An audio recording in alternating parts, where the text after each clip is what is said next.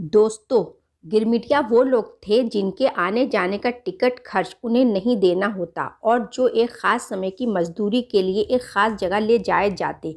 दोस्तों, ये एक साधारण सी परिभाषा लगती है, पर इस परिभाषा से तमाम आईटी कर्मचारी, डॉक्टर या अन्य कर्मी जो आज भारत से जाकर विदेश में नौकरी कर रहे हैं, सब गिरमिटिया हैं। यहाँ ये सोचने की बात है कि गिरमिटिया शब्द की उत्पत्ति कैसे हुई। असल शब्द था एग्रीमेंट, जो गिरमिट हो गया। पर गौर करने की बात यह है कि हिंदुस्तानी कितने काबिल थे। क्या वे लोग एग्रीमेंट समझने की क्षमता रखते थे? जो लोग यह शब्द बोल भी नहीं पाते, वो क्या खाक समझेंगे कि एग्रीमेंट था क्या?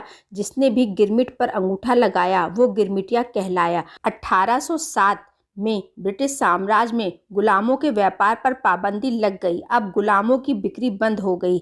जिस जहाज पर गुलाम पाए जाते, 100 पाउंड का जुर्माना प्रति गुलाम लगाया जाता। गुलाम अक्सर ब्रिटिश शासित प्रदेशों से ही आते और उनका शोषण हर देश के लोग करते, पर नैतिक रूप से स्वयं को श्रेष्ठ मानने वाले देश के ऊपर गुलामी का पाप चढ़ने लगा। अंदाजन 8 लाख गुलाम मुक्त हुए, पर गुलामों को आखिर क्या मिला? शशि थरूर ऑक्सफोर्ड यूनियन के अपने भाषण में उस वक्त के ब्रिटिश साम्राज्य से हिसाब मांगते हैं, पर ब्रिटिश साम्राज्य और उनके पूर्वजों ने अपना दोष छुपा लिया। इन आज़ाद हुए गुलामों को फूटी कौड़ी नहीं मिली। इसके उलट ब्रिटिश पूंजीवादियों को लगभग 20 मिलियन पाउंड की राहत राशि बांटी गई। नई गुलामी एक स्कॉटिश व्यक्ति विलियम्स ग्लैडस्टोन के दिमाग की उपज थी। उन्होंने सोचा कि क्यों ना कानूनी तौर पर बहाली की जाए हिंदुस्तानी मजदूरों की, क्योंकि इस समय भारत ब्रिटिश राज है, इसीलिए जो भी होगा वो लंदन की राजगद्दी के हिसाब से होगा। अंग्रेज़ों और भारतीय मजदूरों के बीच एजेंट का काम करने वाले अर्कटी कहलाए। वे गांव-गांव जाकर पुरुषों और महिलाओं को बहला फुसलाकर अंग्रेज बड़े अफसरों के पास ले जाते। इन अर्कटी एजेंटों की किस्मत तब और भी खुल गई जब 1857 के सिपाही विद्रोह में कई विद्रोही फौजियों को ब्रिटिश सरकार ने निकाल दिया और वो बेरोजगार हो गए। ऐसे लोग कुछ ना कुछ नौकरी करना चाहते थे और फौज में रहने के बाद गांव लौटकर खेती नहीं करना चाहते थे। इन्हें जब इस योजना का पता लगा, ये खुद ही इन एजेंटों के जाल में फंस गए। अर्कटी एजेंट्स को हर पुरुष पर 45 रुपये और हर महिला पर 55 रुपये मिलते थे। अर्कटी उन्हें सिखा देते कि मजिस्ट्रेट के हर सवाल के जवाब में हाँ कहना। उन्हें मजिस्ट्रेट के सामने खड़ा किया जाता, वो हाँ कहते और एग्रीमेंट पर बिना समझे बूझे अंगूठा लगाते। कलकत्ता आकर इन सबको पहले नहलाया जाता। डिपो में मजदूरों का श्रृंगार भी होता। इन्हें जब विलायती साबुन नहाने के लिए दिया गया, इनमें से कुछ इसे मिठाई समझकर खा गए। अज्ञान और गरीबी का अंदाज़ा इसी बात से लगाया जा सकता है कि लोगों ने साबुन कभी देखा ही नहीं था। नहाने और कपड़े पहनने के बाद गिरमिटिया एक भेष में एक से नजर आते। हर गिरमिटिया जब जहाज पर चढ़ता तो उसके गले में कैदियों की तरह एक नंबर प्लेट टंगा होता, जिसे टिन टिकट कहा जाता। पूरे सफर में गले में लटका रहता। यही नंबर उनकी पहचान होगी। जहाज पर चढ़ने के समय कई अलग अलग भाव होते, कुछ उदास होते, कुछ भावहीन होते और कुछ प्रसन्न। कई लोग अंतिम समय में भी भागने के रास्ते ढूंढते। पर यहाँ महिलाओं का व्यवहार गौरतलब है। महिलाएं संभवतः भारत में भी दुखी थीं, या यूं कहिए आज़ाद नहीं थी। यह जहाज इनको नई उड़ान देने वाला था, फिर भी देश छोड़ने का दर्द तो था ही। एक बीमार महिला जहाज पर चढ़ने से पहले मना करती है कि वह जहाज पर मर जाएगी, फिर भी उसे ज़बरदस्ती चढ़ा दिया गया। महिलाओं की कीमत अच्छी थी तो उन्हें कोई खोना नहीं चाहता था, पर उस महिला की भविष्यवाणी सच निकली कि वो मर जाएगी। उसने जहाज से कूदकर आत्महत्या कर ली। वहीं दूसरी तरफ एक मुनिया नाम की विधवा महिला का जिक्र आता है, जिसे गुप्त रोग के शक पर कलकत्ता में रोक लिया गया था, पर मुनिया किसी और का पास और टिकट चुराकर जहाज पर चढ़ गई। बाद में उसकी चोरी पकड़ी गई तो उसने कहा कि उसकी बहन रामदैया जहाज पर है और उसका साथ जाना जरूरी है। उसके संकल्प को देखकर उसे जाने दिया गया। मुनिया संभवतः उन महिलाओं में से थी जो किसी भी हाल में भारत से मुक्ति चाहती थी। जहाज़ों की संरचना अलग अलग थी, पर आमतौर पर सभी कम से कम 2 महले जहाज थे। जहाज पर जाति वाला मुद्दा ना उठे, इसलिए ऊंची जाति वालों को अक्सर भंडारी या खानसामे का काम मिलता। दलित स्वर्णों का बनाया भोजन भगवान का प्रसाद समझकर खाते। जहाज पर कार्यों का एक जिक्र तोताराम अपनी किताब में करते हैं। वहाँ इन गिरमिटियों को कार चुनने को कहा गया। कई लोगों ने टोपस की लिस्ट में अपना नाम लिखवा लिया।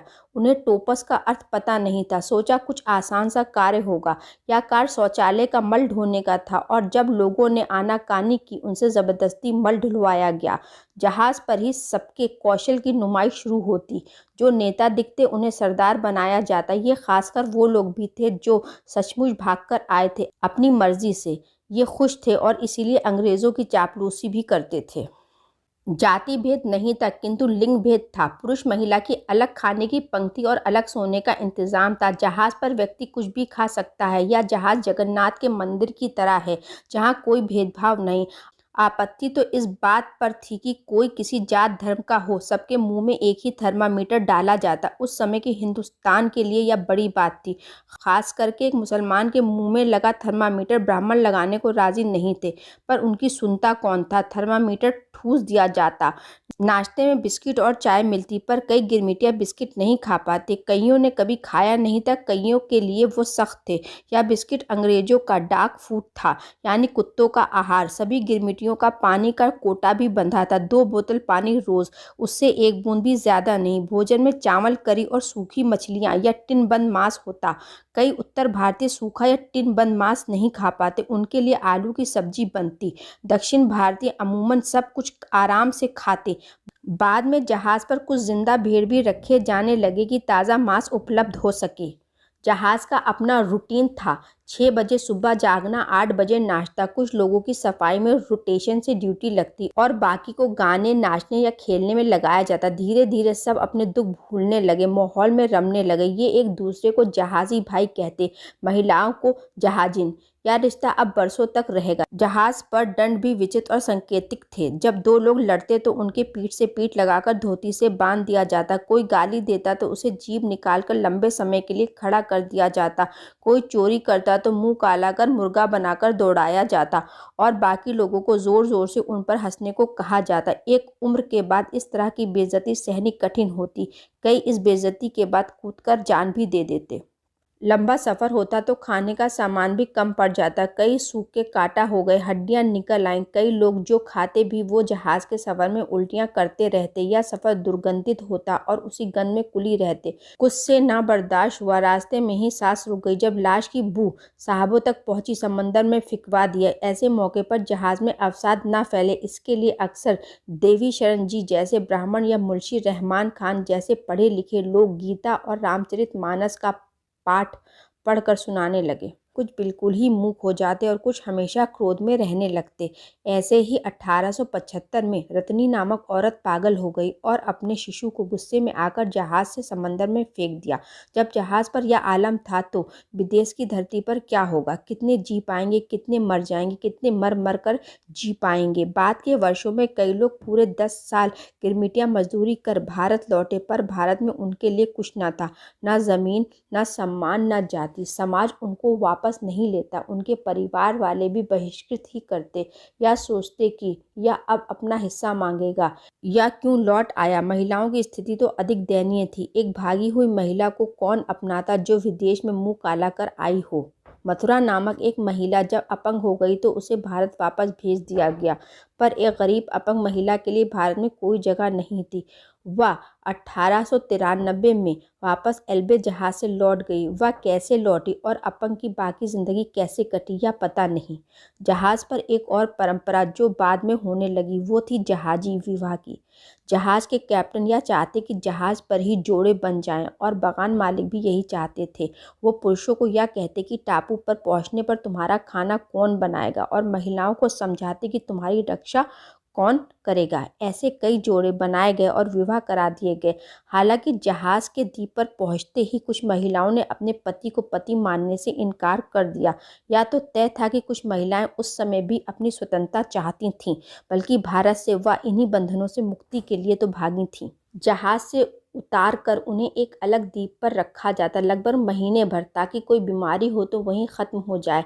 उन्हें नहला धुलाकर आखिर तैयार किया जाता और एक ख़ास नंबर की पट्टी लगाकर अर्धनग्न फ़ोटो खिंचाया जाता, जिससे देखकर तमाम बागान के मालिक मजदूर चुन सकें।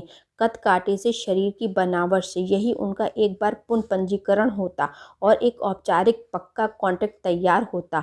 या कॉन्ट्रैक्ट भारत में बने कॉन्ट्रैक्ट से अलग भी हो सकता था, स्थानीय कानून और ज़रूरतों के हिसाब से। यह सब साफ तौर पर उनके साथ धोखेबाजी थी, पर अशिक्षा की वजह से उन्हें यह फ़र्क समझ नहीं आता। वो तो बस अंगूठा लगा देते। इन सबको बागान के कुली लाइन्स में रखा जाता। इतने वक्त इन टापुओं पर बिताने के बाद यूं भी लोग कम ही लौटते। गिरमिटिया अब इसी मिट्टी के होकर रह जाते। वो और उनके आने वाली पीढ़ी हिंदुस्तान में शायद ही कभी कदम रखेगी। अगली वीडियो में फिर मिलेंगे, तब तक के लिए अलविदा दोस्तों।